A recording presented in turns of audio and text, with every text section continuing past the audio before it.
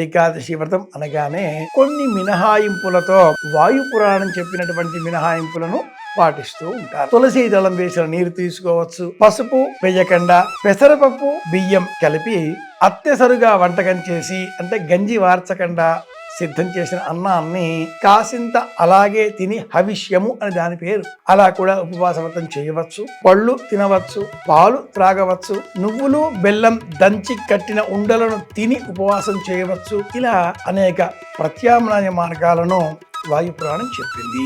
ఉపవాసం అంటే పరమాత్ముడి ఆలోచనలకు దగ్గరగా ఉండడం, అంతేకాని ఏమీ తినకుండా శరీరాన్ని హింస పెట్టడం కాదు సుమా.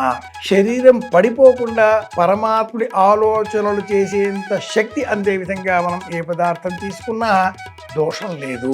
ఈ నిర్జల ఏకాదశి వ్రతాన్ని కృష్ణ పరమాత్ముడు భీమసేనుడికి బోధించాడు అని మనకు మహాభారతంలో ఉంది. అలాగే ఈ వృత్తాంతం పద్మ పురాణంలో కూడా ఉంది.